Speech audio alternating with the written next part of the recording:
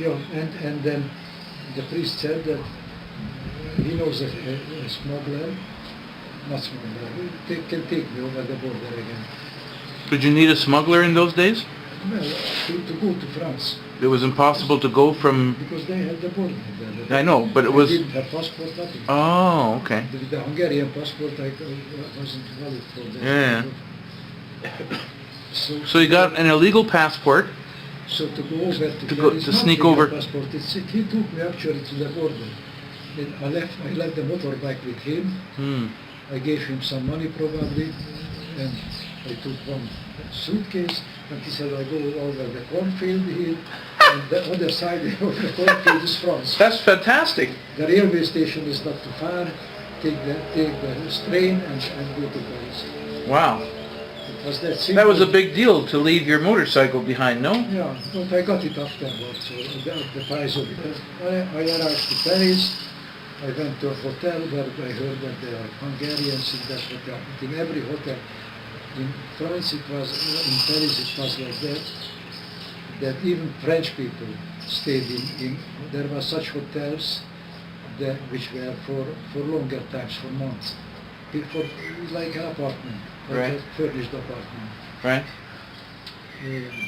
And I rented a furnished apartment, one room with a bathroom. Nice, very modest, nice place. And there were Hungarians, and they told me everything, what to do, how to do. And then I did that, and there again, after a couple of weeks, I learned already again. And that was also interesting.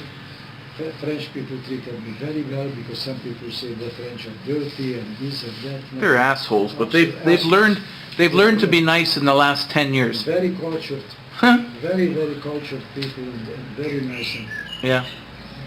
No. It's a different world now. Okay, so you got a job, and within 2 weeks you had a job? Yes, they told me what to do. What did you do? I had to go to the court. I had to go to the police. The police kept me prisoner for a half a day because I am illegally there. Right, okay. So the law, according to the they law. processed you? They did actually, the police girl who took my fingerprints. What a beautiful hand you have, she said.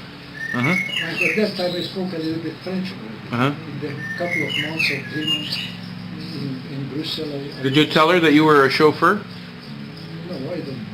I didn't know actually. I had to lie that I came from Germany, because if I say I came from Belgium, then they put me back, because Belgium is also not has its own refugees. And they gave in those days you could get away with it. You could say you're from Germany. How could they know? All the papers were destroyed and the records were destroyed. I told me that to lie, to say that. Yeah. That I am a refugee from Germany. And they didn't ask you what you did or anything like that? They told me what to say, how I came through cool. the city. Yeah. And so Good. I said I came, and here I am. Good. And at that time, that's how things happened. And then, as I say, that the law asked for punishment. I had to stay there. There had been benches in a room, and several people sitting there already. I had to wait there a half a day. And then they gave me papers to go to the court, because the court has to judge give me the permit to stay, right. And whatever legal things are needed. And then I went to the court alone. And there I got a little bit scared, and the lawyer, they had uniform on, those black things, and they took their business very seriously. And I told him that he could help me. I told him roughly who I am, and I said, should I bevitt a kortba, és fölállt, és megmondta a judge-nak, hogy mi van. In Hungarian, in English, Dad. Was also such as like, Dad, no, you're speaking in English. You're speaking in Hungarian, Dad. You switched to Hungarian. Yes. Yeah, switch. You said, what I meant is, say it in English, Dad. You found a lawyer out in the hallway, and you asked the lawyer to give, and he said, come on in, and then now explain it in English. Yes. First they said that that I don't, I should take a lawyer. I said I don't need one, but then I still took one, and he was very, very nice. Didn't have to pay nothing.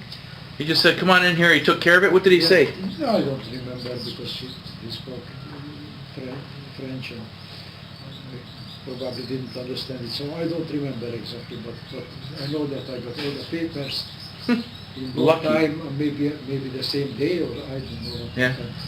Lucky. And the week from that, then they told me to go to the employment office. They will get you a job. I couldn't speak French enough to do any kind of Right. job, but I wanted to work as a draftsman. Draftsman, yeah. Technical draftsman. Because I couldn't speak enough to be an engineer.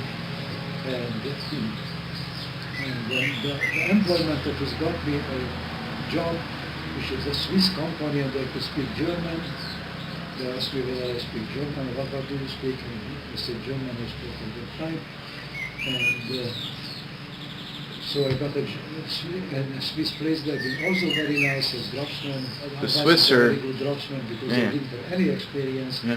but they still treated me well, and they actually helped me as an immigrant or lion. Just nice people. That's all. Yeah. And then I learned French again. They've been teaching me. Everybody in France, everybody is teaching. Whatever I said wrong, immediately the policeman, the storekeeper, everybody. Wow. Everybody.